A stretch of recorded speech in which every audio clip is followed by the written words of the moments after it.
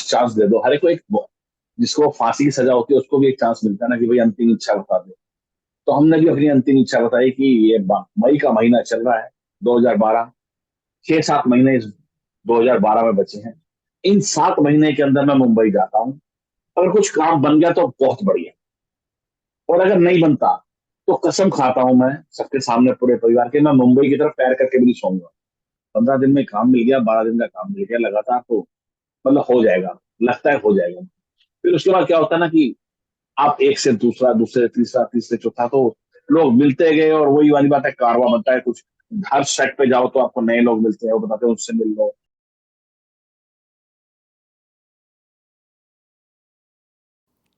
Namaskar, hello, welcome to Good Vibe Show, where we bring you inspiring stories of individuals who have carved their own path to success. Today, we are thrilled to have with us Girish Thapar, a talented actor whose journey from Meerut to Mumbai is nothing short of extraordinary. Uttar Pradesh के मेरठ में जन्मे और पले बड़े गिरीश थापर एक संयुक्त परिवार से आते हैं। गिरीश थापर ने छोटे और बड़े दोनों पर्दों पर खूब नाम कमाया है। कई टीवी सीरियल जैसे लापतागंज, देवों के देव महादेव, चिड़ियाघर, तारक मेहता का उल्टा चश्मा, उतरन और सपने सुहाने लड़कपन के में अपने अभिनय का प्रदर्शन करने वाले गिरीश थापर ने हाल ही में आए OTT सीरीज मामला लीगल है में शुक्ला जी के किरदार में दर्शकों द्वारा काफी पसंद किए गए हैं। फिल्मों की दुनिया में भी उन्होंने अपनी अलग पहचान बनाई है।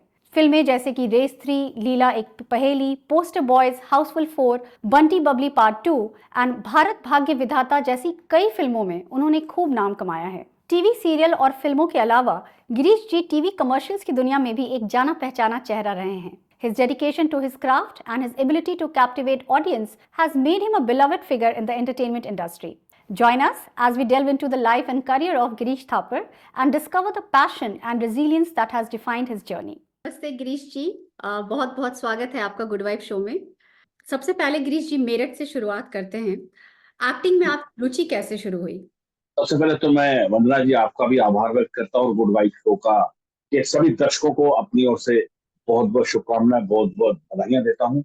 और मैं आपके लिए इस पूरे शो में दर्शकों के लिए यही कहूंगा कि अगर आप ना होते तो हमें गजल कौन कहता, और हमारे इस चेहरे को कमल कौन कहता। ये तो करिश्मा हुजूर मोहब्बत का, वरना हम पत्थरों को ताजमहल। बहुत खूब। जहां तक शुरुआत है मेरठ से करने की, कुछ अलग हटकर करने की चाह ने मुझे इस फील्ड की ओर आने के लिए प्रेरित कहता कि चाहता था कि हर इंसान के मन में होता है कि मैं बड़ा आदमी बनूं, लोग मुझे पहचाने, लोग मुझे देखें, लोग मेरी बात करें। वो अपने मन में भी था, लेकिन उसके लिए दो ही चीजें सबसे पॉपुलर हैं, या तो रंगमंच में जाओ या जनमंच में जाओ। हम्म। तो कुछ अलग लोगों से करने के लिए, क्योंकि 9 से 5 के लिए हम बने नहीं थे, तो इसलिए सोचा कि चलो यार एक्टिंग में ही चलते हैं। और कैसे करते हैं, क्या करते हैं, कुछ मालूम था नहीं, शुरुआत सिरा कोई देने को तैयार नहीं था। तो मेरे को बड़ा शौक था बच्चों में मायापुरी, फिल्मी दुनिया, फिल्मी दुनिया पढ़ने का। तो मैं उसमें ही पढ़ता था, लोगों के इंटरव्यू वगैरह, और एक्टरों के उसमें एड्रेस आया करते थे, तो हम उसको चिट्ठियां लिखते थे। 15-15 का पोस्ट कार्ड आता था, अच्छा। तो वो लिखते थे, लगते थे कि शायद इससे कुछ काम बन जाएगा, लेकिन वो तो एक हमारा भ्रम था। जैसे रेगिस्तान के अंदर गर्म रेत होती है, लेकिन हमें लोगों को लगता है कि पानी है, तो हमारे गर्म रेत होती है, वो कुछ नहीं था। वो सिर्फ मरीचिका थी, भ्रम जाल था। बस फिर उसके बाद मेरठ में थिएटर ग्रुप से ज्वाइन हुए। बस वही है कि मैं अकेला ही चला था, जानी जब मंजिल की हो, लोग मिलते गए और कारवां बन बहुत सुंदर, बहुत ही रोमांचक जर्नी रही होगी आपकी। पर आपके परिवार की क्या प्रतिक्रिया थी जब आपने उन्हें अपना मुंबई आने का फैसला सुनाया कि आप एक्टिंग करना चाहते हैं? एक्टिंग के मामले में तो कोई दिक्कत नहीं थी, क्योंकि क्या है कि मुंबई आने का फैसला तो बहुत बाद में लिया। एक्टिंग मैंने 86-87 में शुरू की, क्योंकि बेसिकली मुझे मेरे फादर का बड़ा सहयोग मिला, क्योंकि वो भी एक्टर थे, थिएटर करते थे, स्टेज करते थे, तो उनको देखकर, उनको समझकर किया। वो जमाना ऐसा था कि पार्टीशन के बाद जब वो लोग पाकिस्तान, जो आज पाकिस्तान है, वहां से जब आए, तो घर के हालात ऐसे होंगे कि वो मुंबई नहीं आ पाए। हम्म। तो उनको देखकर उन्होंने मुझे सपोर्ट किया। तो वो 2 साल पहले उनकी डेथ हुई, मेरे फादर की। वो इस बात से जिंदा थे कि उनका बेटा टीवी में आ गया, और देख के कि वो अपना अक्स नजर आता था उनको। और जहां तक बात है, घर में किसी की कोई ऐसी नहीं थी, थिएटर करते थे, चलो मेरठ में यही है। लेकिन हाँ, जब मुंबई आने की शुरुआत हुई, तो कोई भी आदमी कहता ना मुझे मुंबई जाना है, एक्टिंग करना है, तो इस चीज को अच्छा तो मानते नहीं, कहते यार क्या ये भांडगिरी का काम है क्या। लेकिन कोई नहीं, धीरे धीरे क्या होता है कि आए, काम किया, लोगों ने मजाक भी बनाया, घर वालों ने तो कम बनाया, मोहल्ले पड़ोस रिश्तेदार जो जान पहचान, लेकिन कोई नहीं, हमें तो क्या ना कि इतना फलक को जिद है जहाँ बिजलियां गिराने की, हमें भी जिद थी वहीं आशियाना बनाने की। और किसी ने भी हमारे हौसलों को जो गिराने की ठान रखी थी, हमने कहा हमने भी हथेली पे जान रखी है भाई, कोई टेंशन वाली बात नहीं है, करेंगे तो यही करेंगे और इसके अलावा कुछ करेंगे।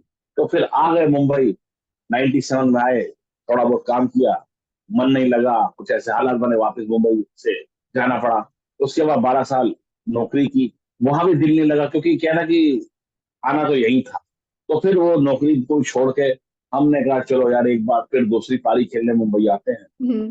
तो दोबारा आए तो फिर ईश्वर की कृपा हुई, सबका प्यार स्नेह आशीर्वाद के भरोसे मुंबई आए, और तब से फिर उसकी कृपा हुई।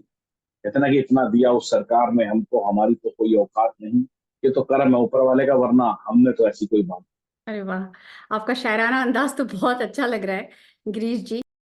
तो आपने जैसे बताया कि आप एक बार मुंबई आए और फिर सफलता नहीं मिली, या पता नहीं जो भी वजह हुई होगी, आप जो वापस। भी हुआ होगा। हाँ, तो फिर वापस फिर से 12 साल के बाद मुंबई आने के फैसले पर परिवार ने कोई प्रतिक्रिया नहीं की कि दोबारा क्यों जाना है? हाँ, पहले बोले, फिर मैंने कहा देखो यार, एक लास्ट चांस दे दो, हर एक को एक, जिसको फांसी की सजा होती है उसको भी एक चांस मिलता है ना कि भाई अंतिम इच्छा बता दे। तो हमने भी अपनी अंतिम इच्छा बताई कि ये मई का महीना चल रहा है, 2012, 6-7 महीने इस 2012 में बचे हैं। इन 7 महीने के अंदर मैं मुंबई जाता हूँ। अगर कुछ काम बन गया तो बहुत बढ़िया, और अगर नहीं बनता तो कसम खाता हूं मैं सबके सामने पूरे परिवार के, मैं मुंबई की तरफ पैर करके भी नहीं सोऊंगा। तो हमने कहा कि यार चल ठीक है, जब 6-7 महीने की बात है जाओ। तो फिर बस यहाँ आए, ईश्वर का नाम लिया, फिर मुंबई की, इतना कि फिर हम जो बीच पर गए और मुंबई की रेत पर जोर से पैर मारा, और यही कहा था कि मुंबई की रेत पर मुझे एड़ियां रगड़ने दे, मुझे यकीन है कि पानी इनसे निकले। विश्वास था कि ये, इसके अलावा मैं कुछ कर नहीं सकता हूँ, और मेरे ऊपर कुछ नहीं होता है, होता सब ईश्वर की कृपा से। बिल्कुल। इंसान इंसान जो है ना, वो आदमी सोचता है कि मैं करता हूँ, मैं कुछ नहीं करता, जो हम्म। करता है वही करता है, जो कराता है वही कराता है। मैं तो रोज सुबह उठकर प्रभु से, ईश्वर वाहिगुरु परम पिता परमेश्वर से बस एक ही बात कहता हूँ कि अगर जान दी है तो जीने का हुनर भी देना, अगर जान दी है तो जीने का हुनर भी देना, पाँव बख्शे हैं तो तौफीक के सफर भी देना। मैं तो गूंगा था, बोलना तूने सिखाया है, अब मैं बोलूं तो मेरी बातों में असर भी तू ही दे। वो जो कुछ करता है वही करता है, हम कुछ नहीं करते, क्योंकि ईश्वर मनुष्य से कहता है कि मनुष्य तू वो करता है जो तू चाहता है, और होता हुआ जो मैं चाहता हूँ, इसलिए तू वो कर जो मैं चाहता हूँ, फिर होगा वो जो तू चाहे। हाँ हाँ, बिल्कुल। बहुत अच्छी बात कही आपने, लेकिन ईश्वर भी उन्हीं का साथ देते हैं जो अपने आप पर थोड़ा भरोसा रख के मेहनत करते हैं, और वो मेहनत आपने की। जी जी, वो उतनी मेहनत तो की कि कम से कम काम बने, उतनी मेहनत तो की थी। लेकिन मैंने ये देखा है यहाँ पर मेहनत से ज्यादा आपकी किस्मत का बहुत बड़ा योग। हम्म। हम्म। मेहनत से तो आप, क्या नाम है ना, यहाँ पर किस्मत बहुत बड़ी फैक्टर काम करता है। मेहनत हमसे ज्यादा लोगों ने की है, सही बहुत बात। जबरदस्त जबरदस्त मेहनत। लेकिन कई बार नसीब कहते ना कि मैं अपना अज़्म लेकर मंजिलों की सिमत निकला था। अज़्म मतलब मेहनत, सिमत मतलब और, मैं अपना अज़्म लेकर मंजिलों की सिमत निकला था। मशक्कत हाथ में थी, मगर किस्मत घर पर रखी, किस्मत वाह, भी साथ होनी चाहिए। बहुत सुंदर। अपनी बहुत। किस्मत है, तभी बात बनेगी। तो मैं इसमें किस्मत का ज्यादा योगदान मानता बिल्कुल, किस्मत नहीं साथ दे तो फिर मेहनत बेकार हो। तो हूँ। तो मैं दोनों। इसके लिए तो उदाहरण देता हूँ, तो हाँ। सबको देता हूँ, हमेशा बोलता हूँ, बिल्कुल। सचिन तेंदुलकर क्रिकेट के गॉड हैं, दुनिया मानती है, मैं भी मानता हाँ। हूँ। उन्होंने 200 टेस्ट मैच खेले, 700-800 वनडे मैच खेले, मतलब 1200-1500 बार बल्ला लेकर पिच पर गए। लेकिन उन्होंने 100 ही शतक क्यों बनाए? 1500 बनाने चाहिए थे ना, बिल्कुल। बल्ला भी था लेकिन 100 पर प्रभु की कृपा हुई तो 100 बन गए। इसी तरह से अर्जुन जैसा बाणाधारी पूरी महाभारत जीत गया, और एक समय ऐसा है कि उसकी गोपियों को भीड़ ले गए, वही अर्जुन था, वही बाण थे, वही तीर थे, लेकिन एक भी नहीं लगा। क्यों? क्योंकि प्रभु कृष्ण जी उनके साथ नहीं थे। होता उसी की मर्जी से है, और हम बोल देते हमने किया है।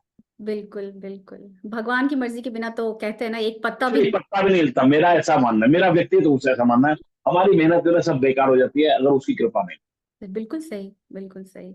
चलिए, आप आपके किस्मत ने आपका साथ दिया, ईश्वर ने चाहा कि जी। आप मुंबई दोबारा आए, दोबारा प्रयास करें।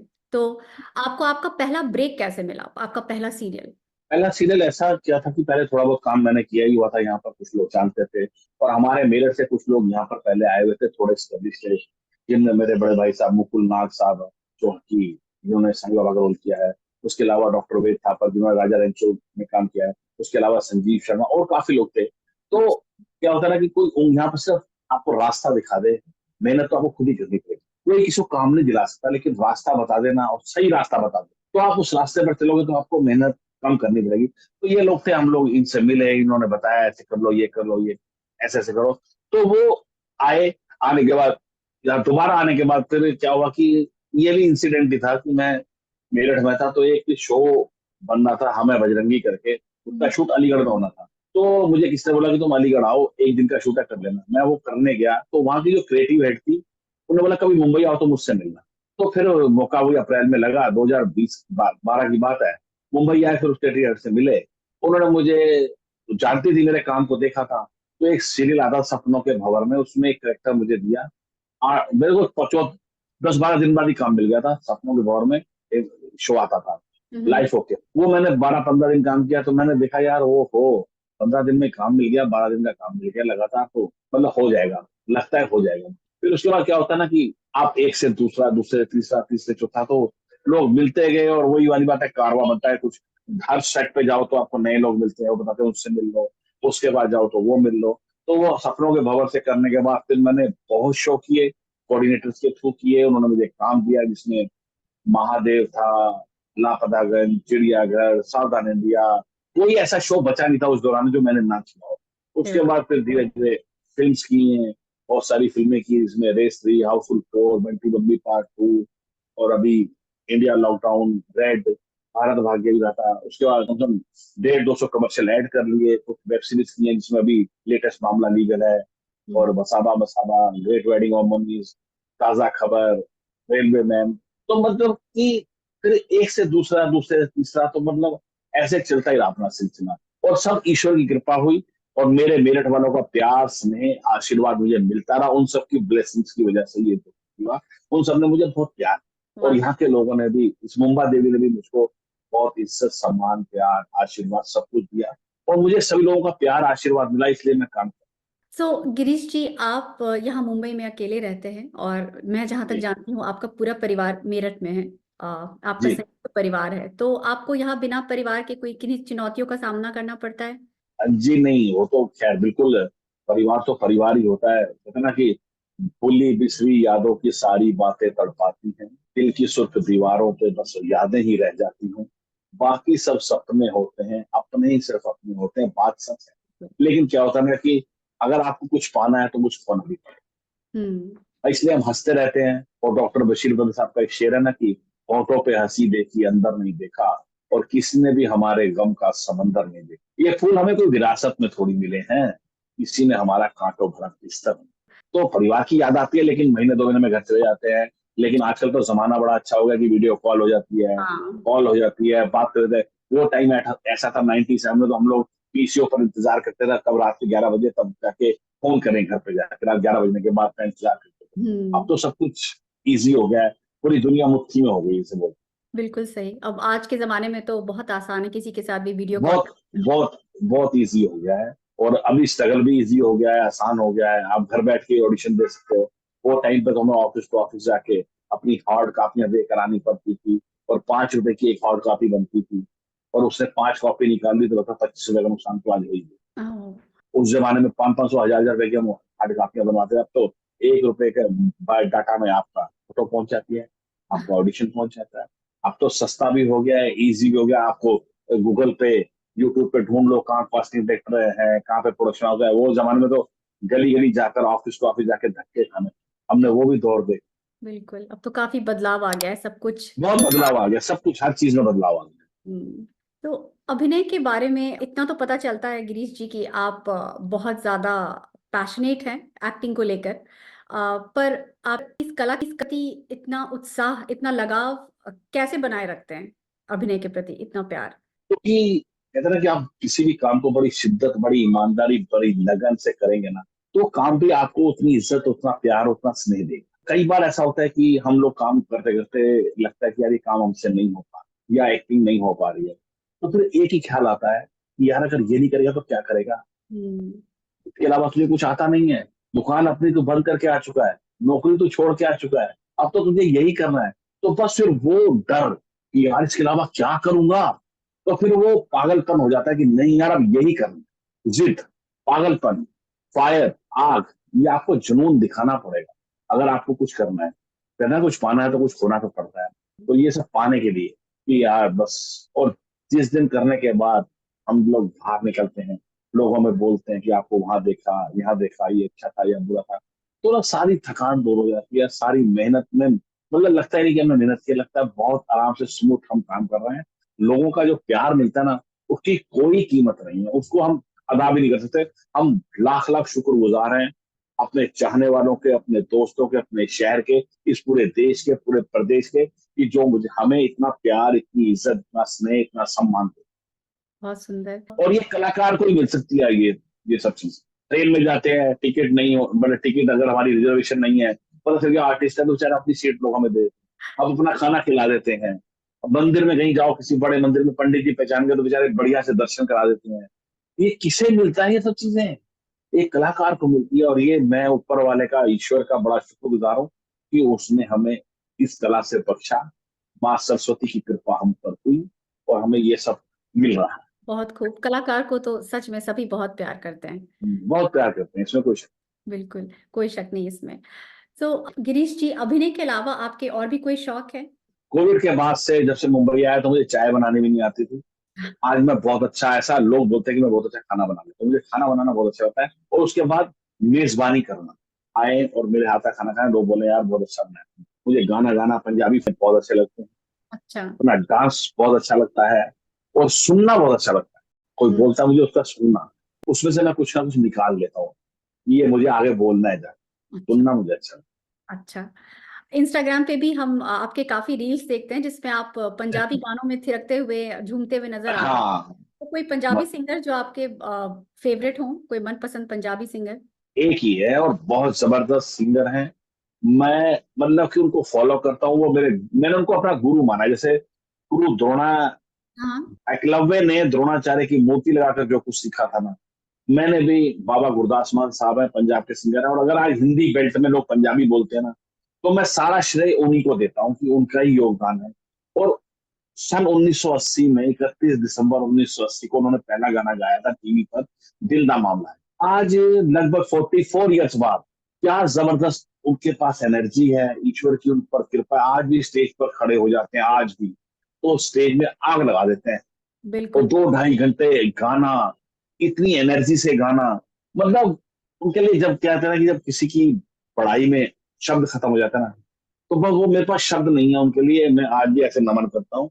मैंने उनसे ही जो कुछ भी सीखा है, थोड़ा बहुत बोलना या थोड़ा बहुत डांस या थोड़ा बहुत गाना, तो वो ही है मेरे पंजाबी सिंगर। और मैं बहुत, पंजाब के बहुत सिंगर हुए, बड़े बड़े सिंगर हुए जिन्होंने बहुत नाम कमाया, बट उसके बावजूद भी मान साहब जैसा सिंगर ना पैदा हुआ है ना होगा। कारण है, वो खुद बोलते हैं कि मैं सिंगर नहीं हूं, मैं तो परफॉर्मर हूँ। वो उनकी गीतों में, उनकी जो, जब वो गीत, उसमें एक मैसेज होता है। और हम्म। आज तक इस 44 ईयर्स में उन्होंने कोई अपने साथ दूसरा मतलब लड़कियां नहीं रखी कि चलो भाई डांस करवा ले साथ में या परफॉर्मेंस अच्छी हो जाए। अकेला सोलो शो करते हैं मान साहब, और उसके बाद किसी की जरूरत नहीं है, उसके बाद किसी को सुनने। बिल्कुल। वह वही है, मेरे तो आदर्श है, मेरे गुरु हैं, और जो कुछ भी है वही। बहुत सुंदर। मुझे भी गुरदास मान बेहद पसंद है और मैंने भी बचपन अरे में उनके गाने काफी सुने हैं। हमारे घर पे भी उनका जी जी। कैसेट हुआ करता था। दिल दा मामला है सबसे मशहूर दिल है। दा मामला है मशहूर, दिल दा मामला है, मामला गड़बड़ा है, मामला की गढ़। बनो दुनिया था, मतलब बहुत गीत उनके ऐसे हैं, और हर एक में मैसेज है उसका। जी। ऐसा नहीं कि खाली गीत गा दिया, डांस कर दिया, बहुत बढ़िया ढोल हो जाती है, आप उसके अंदर मैसेज ढूंढिए। अभी एक नया गीत उनका मैं सुन रहा था कि रोटी हक दी खाइए जी पावे बूट पालिशा करिए। मतलब आप रोटी अपनी हक की खाओ, लेकिन चाहे बूट पालिश क्यों ना करे आदमी। हम्म। कितना बढ़िया गाना है, कितना बड़ा मैसेज है कि यार किसी का हक मत मारो। सेहत के ऊपर बोला कि बाकी दे कम बात से पहला सेहत जरूरी है, क्योंकि सेहत है तो हम है, सेहत नहीं है तो कुछ भी नहीं है ना। दौलत गई तो कुछ ना बिगड़े मन समझा लोगे, अगर दौलत गई तो कुछ फर्क नहीं पड़ता, मन समझा लोगे। दौलत गई तो कुछ ना बिगड़े मन समझा लोगे, पर हाथ पैर ना चल के तो नोट कमा लोगे। मतलब इस तरह की बातें वो जब करते हैं, तो एक मोटिवेशनल स्पीक करते हैं, बात करते हैं। उनके ईश्वर का दूसरा रूप है वो। और नकोदर को बहुत मानते हैं, लादी साईं को। और वो भी वहां के, अभी उनको वहां की गद्दी ऐसा मिला, लेकिन बोलते हैं मैं इस काबिल नहीं हूँ, मैं तो सेवक ही बनकर रहना चाहता हूँ। और वाकई में वो बस बहुत कुछ है। कभी मिलने का मौका मिला आपको गुरदास मान जी से? हाँ, मैंने मान साहब से मैं 2-3 बार उनका स्टेज शो देखा, लाइव देखा है मैंने 3-4 बार। एक बार बहुत क्लोज मिलने का मौका मिला, उस वक्त वो बात थी, बहुत पुरानी बात है। बस जिस दिन मिलेगा उस दिन उनके चरण पकड़ लूंगा भाई। बस उम्मीद है आप ही कि हो वो शायद आपका ये शो देखेंगे तो उन्हें लगेगा कि इनका इनका कोई बड़ा फैन है जिस जो उनसे मिलना चाहते हैं। उस दिन मेरा, मतलब मेरे लिए वो दुनिया का सबसे खूबसूरत दिन है, जिस मैं दिन मैं मान प्रार्थना साहब से करूंगी मिलूंगा। वो दिन जल्दी आए। आपकी दुआओं में असर होगा तो जल्दी हम मिलेंगे मान साहब से। वैसे मिला है, मैं शो देखे उनके 2-3 बार, 4-5 बार देखे हैं, लेकिन कोई नहीं, जल्दी मिलते रहेंगे। अभी भगवान ने चाहे तो साथ काम करने का मौका मिल जाए, क्या बिल्कुल। पता। बच्चन साहब के साथ भी था एक, बचपन में कि उनके साथ तो हो गया, मौका मिल गया 2 बार काम कर चुका हूं। कुछ बताइए उस अनुभव के बारे में, बच्चन साहब के साथ कैसा लगा काम करके? एक्चुअली में मैंने स्क्रीन शेयर नहीं किया उनके साथ, लेकिन एक एड में था, लेकिन वो ये कोविड का माहौल चल रहा था तो अलग अलग शूट हुआ था, लेकिन वो सामने थे, अच्छा। सामने बैठे थे, मैं उनको देख रहा था, बस देखता ही रह गया था। वो उनके इनका इतना बड़ा ऑरा है हम्म। कि आदमी देखता ही रह जाता है, बस उनको, जब मैं बैठ मेरे पास तो ये देखता रहूं, तो कुछ कहे ना मैं कुछ कहूं, बस वो हाल, जैसे ईश्वर सामने बैठे हैं। वो एक्टिंग के भीष्म पितामह है, हम्म। इसमें कोई, बिल्कुल। क्योंकि बाकी एक्टर भी सब अच्छे हैं, लेकिन बाकी एक्टर क्या है कि एक एक जॉनर में फिल्म, ये तो भैया गीत भी गवा लो, डांस भी गवा लो, इमोशन भी करा लो, कॉमेडी भी करा लो, एक्शन भी करा लो, रोमांस भी करा लो, हर जगह वन मैन आर्मी। बिल्कुल हरफन मौला है अमिताभ बच्चन जी। जी बच्चन साहब। अच्छा, तो अब हम अगर हिंदी फिल्मों की बात कर रहे हैं गिरीश जी, जी, तो अमिताभ बच्चन जी के अलावा और कोई आपके मनपसंद अभिनेता या कोई ऐसे निर्माता निर्देशक जो आपको बहुत पसंद रहे हो पुराने जमाने के? पुराने जमाने में राज कपूर साहब, अच्छा। और उनकी फिल्म मेरा नाम जोकर मेरे सबसे दिल के सबसे करीब है। नहीं, वो उस जमाने में ऐसा कहते हैं कि फ्लॉप हो गई थी, लेकिन हाँ। मैं आज भी देखता हूँ तो वो मेरे सबसे करीब फिल्म है, मेरे दिल के करीब है। वो एक ऐसी फिल्म है कि, मतलब, बहुत बढ़िया राज साहब ने फिल्म बनाई थी। मैं उनका बहुत बड़ा फैन हूँ इस मामले में, तो उनकी फिल्मों का। उसके अलावा गुरुदत्त साहब हैं, और पुराने लोगों में काफी लोगों ने बहुत, हर एक ने क्या होता है, कोई करेक्टर इसको मिलता है करने के लिए, हर जितने भी इस आर्टिस्ट हुए हैं, अपने अपने जॉनर में उन लोगों ने कमाल किया है, धमाल। बिल्कुल। फिर वही बात होता है कि उस उन पर ईश्वर की कृपा हुई उस वक्त तो धमाल हो गए। अगर सारे इतने बड़े होते तो सारी फिल्में हिट होनी चाहिए थी ना फिर। ये तो फिर उसी की कृपा है, जो है वही है। एक ओमकार को सिमरिए तेरा तुझको अर्पण क्या लागे मेरा, मेरा मुझ में कुछ नहीं, जो कुछ है तो तेरा, उसकी कृपा होगी तो सब कुछ बल्ले बल्ले है। बिल्कुल सही। गिरीश जी, आपने टीवी में भी काम किया है, फिल्मों में भी काम किया है, दोनों में से किस में ज्यादा अच्छा लगता है आपको काम करना? मेरे लिए काम कोई ना छोटा होता है ना बड़ा होता है। मैं जब मुंबई अब 2012 में आया था तो मैंने एक लाइन भी बोली है, बिना बोले भी आ गया हूँ, बहुत बहुत लाइनें भी बोली हैं। मैंने काम को सिर्फ काम माना है, उसको पूजा किया, उसका सजदा किया, उसकी आरती उतारी है। उसको मैंने काम को सिर्फ काम समझा है कि मुझे करना है, और बड़ी शिद्दत से, बड़ी ईमानदारी से मैंने हर काम को किया है। और आज उसी का नतीजा है कि मुझे उस छोटे काम से बड़ा काम भी मिल रहा है। इसलिए मैंने काम को छोटा बड़ा नहीं माना, मैंने हर काम को अपना काम समझ के अगर मैं चला गया तो मैंने पूरी ईमानदारी से, जितना मुझे आता है, आता तो कुछ भी नहीं है, लेकिन जितना भी थोड़ा बहुत एक आध अंश अंश मेरे अंदर है एक्टिंग का अगर है, तो मैंने उसको करने की पूरी शिद्दत से कोशिश की है। और मुझे मजा आया हर काम करने में। और दोनों जगह डायलॉग तो हमको बोलने ही, और हर एक का अपना अपना अलग अलग मजा है। हम्म। ऐसा नहीं कि वो अच्छा है और वो बुरा है। अब हमारी 2 आंखें हैं, हम ये तो नहीं कह सकते कि हम एक आंख को तो फोड़ नहीं सकते ना, हमारे तो एक्टिंग करना ही काम है। वो आप चाहे वो टीवी पे आए, चाहे वो यूट्यूब पे आए, चाहे वो फीचर फिल्म में आए, काम काम है। बस काम को किया, ईमानदारी से किया, और लोगों ने पसंद किया। और आज मैं सबका शुक्रगुजार हूँ कि लोगों ने मुझे इतना प्यार स्नेह आशीर्वाद दिया। मैं बार बार उनके बीच में आना चाहता हूँ, वो इसलिए आना चाहता हूँ कहने कि तेरे नजरे पाक को आंखों में बसा रखा है, हमने एक अलग काबा बना रखा है, एक कशिश खींच के लाती है तेरे मैखाने तक, वरना साकी तेरे मैखाने में क्या। वाह, क्या बात है, बहुत खूब। तो हम तो ईश्वर से, वाहिगुरु से, परमपिता परमेश्वर से बस यही मांगते हैं। कलाकार लोग हैं, कलाकार लोगों की जिंदगी क्या होती है कि मिट्टी है तो पल भर में बिखर जाएंगे हम, मिट्टी है तो पल भर में बिखर जाएंगे हम, खुशबू है तो हर दौर को महकाएंगे हम रूहे सफर हैं, हमें नामों से ना जान, कल फिर किसी और नाम से आ जाएंगे। क्या बात है। आपकी बातें सुनकर बहुत अच्छा लग रहा है गिरीश जी। ये आप कविताएं या ये शायराना अंदाज आपका ये कहाँ से आया? ये आप खुद बनाते हैं या फिर? नहीं नहीं नहीं नहीं नहीं, मैं चोर आदमी हूँ। मैं लोगों की शायरी और लोगों के दिल चुराता हूँ। और बस ईश्वर ने मुझे ये खूबी दी है कि मुझे कहाँ वो टिकाना है वो मुझे आता है। बस वो आ गया उसकी कृपा से कि मुझे कहाँ वो शेर छोड़ना है। बाकी मैं अपना कुछ नहीं लिखता हूँ। मैं तो ये अपने बारे में कहता हूँ कि शाख से टूट कर गिरने की सजा दो मुझको।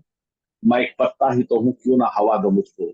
मैं जो शीशा हूं तो सजा दो किसी तस्वीर के साथ। मैं जो पत्थर हूं तो रास्ते से हटा दो मुझे। मैं तुम्हें अपनी निगाहों से ना गिरने दूंगा। तुम चाहो तो नजरों से गिरा दो। जो कुछ मांगा उससे मांगा मैंने। कहता हूं ना कि मेरे उलझे हुए ख्वाबों को उसूलों का तराजू दे दे। मेरे भगवन मुझे मेरे जज्बात पे काबू दे दे। मैं समंदर में किसी गैर के हाथ से ना लूं। एक कतरा भी समंदर है जो कूदे। क्या बात है, बहुत खूब, बहुत खूब। आपका ये अंदाज मुझे विश्वास है कि दर्शकों को बहुत अच्छा लगेगा। आपका ये शायरी करने का अंदाज बहुत ही निराला है। बस मैं लोगों की शायरियां चुराता हूँ। जिस शहर पे रहता हूँ वहां भी शायर हैं, आसपास बहुत शायरों का पूरा है। और मैं सुनता हूँ और फिर जो मुझे अच्छा लगता है उसको ग्रहण कर लेता हूँ। और फिर मैं आके मंच पर या कहीं पर भी बोल देता क्या बात है। सब में नहीं होता ये टैलेंट, तो डेफिनेटली आप में बहुत हूँ। ज्यादा वही ना, टैलेंट। उसी की मैंने बोला ना, फिर उसी की कृपा है कि उस ऊपर वाले की। मेरा मुझ में कुछ नहीं, जो कुछ है सो तेरा। तेरा तुझको सौंप दूं क्या लागे। मेरा कुछ नहीं। बिल्कुल। नाम है पंजाबी में कहता है, नाम है सोनी ना गुण पल्ले। जग में वेखा अमला वल्ले ता कुछ नहीं मेरे पल्ले। जग में वेखा तेरी रहमत ना फिर बल्ले ही बल्ले। उसकी रहमत से ही बंदे बन गए। क्या बात है, बिल्कुल सही। चलिए गिरीश जी, आपके कुछ आने वाले प्रोजेक्ट्स के बारे में हमें बताइए। कुछ ऐसा जो आप आने वाले दिनों में आपकी कोई फिल्म या कोई सीरियल आने वाला है? फिल्म, हाँ, दो तीन फिल्में हैं। जैसे कि एक मिस्टर एंड मिसेस माही, जिसमें मेरा एक अच्छा सा छोटा सा कैरेक्टर है, बहुत अच्छा है, जिसमें जानवी कपूर, राजकुमार राव साहब है। एक हम्म। फिल्म आ रही है गुरचरी, जिसमें रवीना टंडन, संजय दत्त जी है। क्या और बात। उसके अलावा बहुत कुछ सारी वेब सीरीज में, कुल वेब सीरीज करके है। अभी मैंने क्रिमिनल जस्टिस किया है। उसके अलावा बहुत सारे ऐड हैं। और एक अभी मैं राजश्री प्रोडक्शन की वेब सीरीज कर रहा हूँ, जो अगले महीने से उसकी शूटिंग शुरू होगी। उसके अलावा भी एक कुछ फिल्में की बात हो गई है, लेकिन शूटिंग हो जाए तो अच्छा है। काफी सारी वेब सीरीज मेरी आने भी वाली है, कुछ फिल्में हैं, कुछ सीरियल्स हैं। बहुत काम है। हम्म। और बाकी करते रहेंगे। आप सबकी दुआएं, प्यार, आशीर्वाद मिलता रहेगा तो करेंगे जरूर। और भी बहुत कुछ काम करेंगे। बाकी तो चल ही रहा है। और बहुत मजा आ रहा है। बहुत एंजॉय कर रहा हूँ मैं अपने काम को। और सबकी सबसे बड़ी बात है कि मुझे जो प्यार स्नेह मिल रहा है ना, वो मैं अपने चाहने वालों को कभी उसके लिए मैं उनका ये एहसान 100 जन्म भी ले लूं तो भी नहीं पा सकता। मैं आप धन्यवाद। बिल्कुल नहीं, आपका ये विनम्र स्वभाव ही है जो दर्शकों को आपकी तरफ खींचता है और इतना प्यार करते हैं दर्शक आपसे। इसमें कोई शक नहीं है। मैं बहुत आभारी भी हूँ अपने चाहने वालों। मतलब इतनी दुआएं तो क्या बताऊं मैं। मतलब मैं एक चम्मच पानी लेने आया था मुंबई में। मुझे नहीं पता था कि मुझे समंदर मिल जाए। वाह, बहुत अच्छी बात। गिरीश जी, ऐसा कोई रोल, ऐसा कोई आपका ड्रीम रोल जो आपको आपकी करने की इच्छा है, या किसी अभिनेता या अभिनेत्री या किसी फिल्म मेकर के साथ काम करने का इच्छा है जो अभी तक पूरी नहीं हुई है? लगभग मैंने काफी सभी कलाकारों के साथ काम कर चुका हूँ मैं। लगभग लगभग। और काफी बड़े बड़े डायरेक्टरों के साथ भी काम कर। इच्छाएं तो कभी खत्म नहीं होंगी।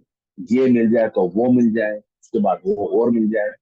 लेकिन क्या है कि कुछ ऐसे प्रोजेक्ट होते हैं जो आदमी, मेरे को लगता है कि मैं बहुत अच्छे से बखूबी निभा सकता है। जैसे कि एक करेक्टर मेरे को बहुत पसंद है अपनी लाइफ के अंदर, महाभारत में शकुनी मामा।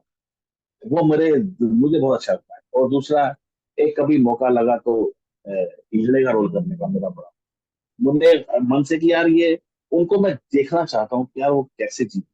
कुछ अलग हटके, क्या मैंने बोला ना कि मैं अलग हटके करने की इच्छा ही आदमी को होती है ना, कि उसी को मैं करना अलग अलग। रोज के मामा, दादा, चाचा, मामा, ताऊ, कुछ भी वो तो वो बनते ही हैं। अलग करें जो एक सारी जिंदगी, हाँ यार ये बंदे ने की। जैसे आज रूफी सर है, उन्होंने किया है। मैं जानता हूँ कि उनसे बढ़िया शकुनी का रोल कोई नहीं कर सकता। हम्म। नहीं कर सकता। मैं बोल रहा हूं। लेकिन क्या फिर भी इच्छा है कि मैं करूँ। उनके आसिंग पासिंग में नहीं मैं कर सकता, ये भी मैं जानता हूँ। मैं उनसे वो 100 नंबर है, मैं 1 नंबर में नहीं होऊंगा। लेकिन मेरी इच्छा है कि मैं वो करूँ। नहीं नहीं, भगवान करे आपकी इच्छा जरूर पूरी हो। कई मौका मिला, एक जगह मिला था, लेकिन वो क्या है कि वो छोटी सी फिल्म थी। तो वो कहीं चलती है हरियाणा में, उसमें किया था मैंने। अच्छा। वो शक्ली का बिल्कुल वही गेटअप बनाया था, लेकिन जब तक वो ऐसा पॉपुलर नहीं है, वो शॉर्ट फिल्म थी तो उसमें, लेकिन और भी काफी करेक्टर करेंगे, लेकिन मैं जो भी करेक्टर करूंगा लाइफ या कर रहा हूँ, मैं उसे जीता, उस करेक्टर को जीता, तब मैं करूँ। वो मेरे को लगता है कि मैं कर सकता, मेरे आदर्श हैं, मैं जिनका मैं काफी कॉपी भी करता हूँ थोड़ी थोड़ी, जैसा लोग बोलते हैं। एक पुराने एक्टर हुआ करते थे कन्हैया लाल, मुझे वो बहुत पसंद थे। वो उनका एक्टिंग का जो ग्राफ था ना, अल्टीमेट था, जी। मतलब लाजवाब जिसे बोलते हैं। मेरे को वो उन जैसे करेक्टर करने में बड़ा मजा आता है। कनीन, जैसे गांव का कनीन सरपंच है, हाँ। लाला है, बनिया है, वो मेरे को बड़ा मजा आता जमींदार है।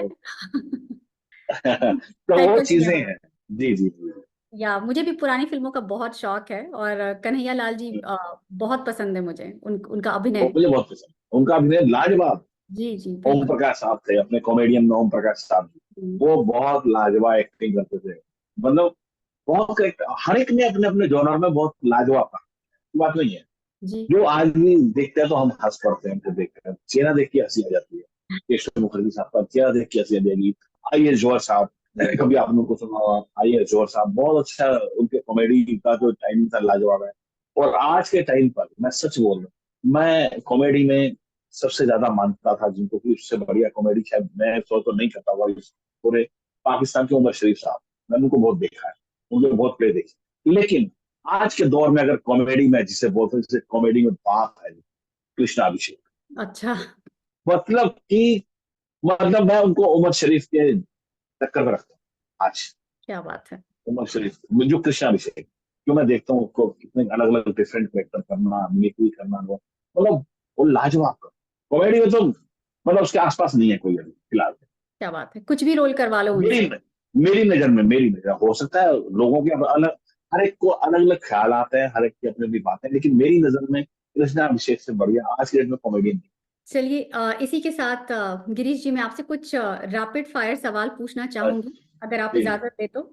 बिल्कुल बिल्कुल, यही तो करने आए हैं मुंबई में। ठीक है। तो आपका मनपसंद टीवी सीरियल दूरदर्शन के जमाने का। दूरदर्शन के जमाने का ये जो है जिंदगी, हम्म। ओके। लाजवाब। क्योंकि हर हर हफ्ते अलग अलग आता था उसमें हमारा करेक्टर, और उसके अंदर जो फिर शफी सर ने और क्या नाम है उन्होंने काम किया था, क्या नाम है, शफी जी जो अभी परेश रावल साहब की वाइफ है, मैं नाम भूल स्वरूप रहा संपत। हूँ। हाँ या कमाल, धमाल जो है। वैसे उस समय में नुक्कड़, इंतजार, मनोरंजन, हम लोग भी था, लेकिन ये जो है जिंदगी कॉमेडी लाजवाब। और सतीश शाह साहब ने जो डिफरेंट रोल किए। ओके, सो देवानंद या राजेश खन्ना, आपके मनपसंद। काका, का। राजेश काका। ठीक है। देव साहब भी कम नहीं है, देव साहब भी बहुत अल्टीमेट है उनका तो।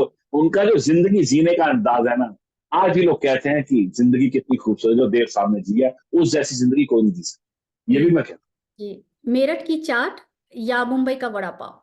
मेरठ की चाट अच्छा। बहुत लाजवाब। कॉमेडी या गंभीर भूमिकाएं। गम कॉमेडी, खुद कॉमेडी। भी हंसो दुनिया को हंसाओ। आपका पसंदीदा सह कलाकार जिसके साथ आपने काम किया हो। मेरे साथ जो पसंदीदा अभी जो काफी हो रहे हैं, काफी के साथ काम किया सारे, लेकिन जो सबसे बेस्ट है तो बॉबी देओल। अच्छा। एक ऐसी चीज जिसके बिना आप नहीं रह सकते। मस्ती के बिना, मस्ती चाहिए, क्योंकि अगर हमारी हस्ती है तभी हमारी मस्ती है, और मस्ती जिंदा तभी है जब हमारी हस्ती। मस्त रहना लाइफ, खुश रहना, मैं उसके बिना नहीं, मस्ती मस्ती। आपके परिवार के अलावा भी कोई ऐसी चीज जिसको आप मुंबई में मिस करते हैं। शहर, अच्छा। अपना खान पान, अपने वहाँ की, तो मतलब छोले भटूरे, चाट, पकौड़ी, रेवड़ी, गज्जल, और जो लस्सी, वो कचौड़ियाँ, जो वहाँ की कचौड़ी है, वो तो मिस करते ही हैं। परिवार के अलावा तो खाने पीने का ही शौक है, क्योंकि लोग जीने के लिए खाते हैं, मैं खाने के लिए जीता हूँ। चलिए, बस इतना ही था हमारा रैपिड फायर राउंड, और अब मैं चलते चलते आपसे पूछना चाहूंगी गिरीश जी, आपका सफर इतना रोचक रहा है मेरठ से लेकर मुंबई तक, और आपने इतना नाम कमाया एक्टिंग की दुनिया में, कुछ मैसेज देना चाहेंगे या कुछ संदेश देना चाहेंगे उन लोगों को जो एक्टिंग की दुनिया में आना चाहते हैं। सबसे पहले तो आपका धन्यवाद, चैनल का धन्यवाद। और मैं संदेश यही देना चाहता हूँ कि अगर किसी भी लाइन में अगर आपने जाना है, और खासकर एक्टिंग फील्ड में आना है, तो उसकी बारीकियां जरूर समझें। हम्म। क्योंकि मुंबई में आने के बाद आपको कोई सिखाएगा नहीं। पहली हम्म। बात तो अपने घर से तैयारी करके आए, और उसके अलावा यहाँ पर आए तो पूरी ईमानदारी से, लगन से, मेहनत से उस काम में जुड़ जाए कि हाँ भाई मुझे अब ये करना ही है, यही, इसके अलावा मेरे पास कुछ नहीं है। जब आप बाकी सारे रास्ते तोड़ कर आते हो ना, कि सारी सीढ़ियां तोड़ के कि बस यही है, तो फिर आप कामयाब होते हो। फिर आप ये नहीं ये कर लें, चल यार बड़ा पाव की दुकान खोल लें, नहीं एक्टिंग नहीं मिल रही तो चल कास्टिंग कर लें, चल कास्टिंग चलो प्रोडक्शन में, नहीं यार, जो करना है वही करो और ईमानदारी से करो। सफलता आपके कदम चुमेगी। लोग लोग ऐसा कहते हैं, मैं नहीं कहता ऐसा। लोग कहते हैं ना कि कोशिश करने वालों की कभी हार नहीं होती, ऐसा लोग बोलते हैं, मैं नहीं बोलता। क्यों नहीं बोलता? उसका कारण है, कोशिश करने वालों की हमेशा हार होती है यार। सपोज करो, मैं एक छोटा सा उदाहरण देता हूँ। हम हमने हमारे गांव में या मोहल्ले में सर्कस आती है। सर्कस में सामने एक लड़की खड़ी होती है जो एक गोल चक्कर पे घूम रही होती है ऐसे। इधर सामने एक आंखों में पट्टी बांध के उसके हाथ में चाकू होता है, वो मारता है। अगर वो चाकू मारने वाला उस लड़की को कहे कि आज मैं कोशिश कर रहा हूँ, तो लड़की कभी नहीं खड़ी होगी। अगर एरोप्लेन, हवाई जहाज चलाने वाला 1000 आदमियों को प्लेन में बिठाने के बाद घोषणा कर दे कि आज मैं हवाई जहाज चलाने की कोशिश कर रहा हूँ, तो कोई बैठेगा? कोई नहीं बैठेगा यार। कोशिश नहीं करनी उसको, 1000 यात्रियों को गंतव्य स्थान तक लेकर जाना है, उसकी उसको पूरी ईमानदारी से काम करना है। इसलिए यहाँ कोशिश नहीं करने आना, यहाँ वाकई में मुंबई को फतेह करने आना, तभी काम बनेगा ना। कोशिश क्या होता है? बहुत मेहनत करनी है, ईमानदारी से करनी है और काम करना है और उसको फतेह करना है। अर्जुन की तरह मछली की आंख देखो और आंख को भेद दो निशाना, बस। कोशिश नहीं करनी है, पूरी मेहनत करनी है और ईमानदारी से करनी है और उसको फतेह करना है, ये सोच के आओ। कोशिश नहीं करनी है यार किसी चीज की। इसलिए ईमानदारी से काम करो, हमेशा उसको सफलता मिलेगी, ये मैं जानता हूँ। क्योंकि जब आप करते हैं ना काम, तो ईश्वर भी देखता है आपको कि यार ये इतनी मेहनत से काम कर रहा है, वो उस जगह तक पहुंचा दो, और वो पहुंचाता भी है। हम्म, ये सच बोल रहा हूँ। और मुंबा देवी है, उनकी देवी है, ये सबको अपनाती है। समुद्र है, समुद्र सबको अपनाता है। लेकिन आप भी तो कहते ना कि कभी गुरुआ दे, कदे पीरा दे, कदे सिद्धा दे, कदे नाथा दे, कदे जतियां दे, कदे सतियां दे, कदे कीते दान नाथा दे। एक था तेरा यकीन ना बढ़िया ना होते ना, ऐसे फिर कहता मैंने कुछ नहीं मिले आई मत्थे टेक के। और मत्था टेकना ना आवे ता फकीर की करे, तेन मंगना ना आवे गुरु पीर की करे। मांगना भी तो आना चाहिए ना आपको, तभी तो फकीर देगा। मत्था टेकना भी आना चाहिए, तभी भगवान देगा। आपको मत्था ही टेकना नहीं आता तो भगवान क्या देगा यार? मांगना भी आना चाहिए आपको। मांगो मुंबा देवी से, देगी आप, 100% देगी आप। कितनी अच्छी बात कही है आपने गिरीश जी। और मुझे लगता है कि आपका ये संदेश सिर्फ जो अभिनय की दुनिया में अपना लक आजमाना चाहते हैं उनके लिए नहीं, पर किसी भी क्षेत्र में अगर कोई सफल होना चाहता है तो हाँ बिल्कुल, तो पूरी कोशिश नहीं करनी है, सफल होना ही है। बस ये मानना कि मुझे होना ही है, मैं इसीलिए पैदा हुआ हूँ, मुझे ये करना ही है, हम्म, और कोई काम नहीं है। और ये और सारे रास्ते बंद करके आना जिस फील्ड में जाओ, कि अब इसके बाद ऑप्शन बच नहीं बचा। अगर आप ऑप्शन लेके आओगे, विकल्प लेके आओगे, वो फिर नहीं कर पाओगे। विकल्प सारे खत्म करके आने पड़ेंगे आप। कि ये नहीं तो ये, कुछ नहीं, बस सिर्फ यही। बहुत अच्छी बात कही आपने। हमारे शो में आने के लिए और इतनी अच्छी अच्छी बातें करने के लिए आपका बहुत बहुत धन्यवाद गिरीश जी। बहुत अ, बहुत धन्यवाद आपका भी। और अंत में यही कहेंगे हम आपको कि कितनी जल्दी ये मुलाकात गुजर जाती है, प्यास बुझती नहीं बरसात गुजर जाती है। और अपनी यादों से कहना कि वो इस तरह ना आया करे, क्योंकि नींद आती नहीं रात गुजर। कि समेट लो सितारों को बाहों में, दूर तक रात ही रात होगी। मुसाफिर हैं हम भी, मुसाफिर हो तुम भी, फिर किसी मोड़ पर आपकी हमारी मुलाकात होगी। जय हिंद, जय भारत। आशा करती हूँ कि आप यूं ही हमारा मनोरंजन करते रहेंगे और सफलता की सीढ़ियां चढ़ते रहेंगे। एक बार फिर से आपका धन्यवाद। तो दर्शकों, मेरठ से लेकर टेलीविजन और सिल्वर स्क्रीन पर एक जाना पहचाना चेहरा बनने तक गिरीश शर्मा जी की यात्रा उनकी प्रतिभा, कड़ी मेहनत और ईश्वर पर उनके अटूट विश्वास का परिणाम है। जैसे चुनौतियों और कई असफलताओं का सामना करने के बावजूद गिरीश जी ने हार नहीं मानी। आशा करती हूँ कि आप भी वैसे ही अपने सपनों को पूरा करने की हर कोशिश करेंगे और साथ साथ जिंदगी का भरपूर आनंद भी उठाएंगे। गिरीश जी की जिंदा दिली आपको कैसी लगी, हमें कमेंट करके जरूर बताइएगा। Don't forget to like and subscribe to our channel. मिलते हैं अगले एपिसोड में, तब तक के लिए keep spreading those good vibes.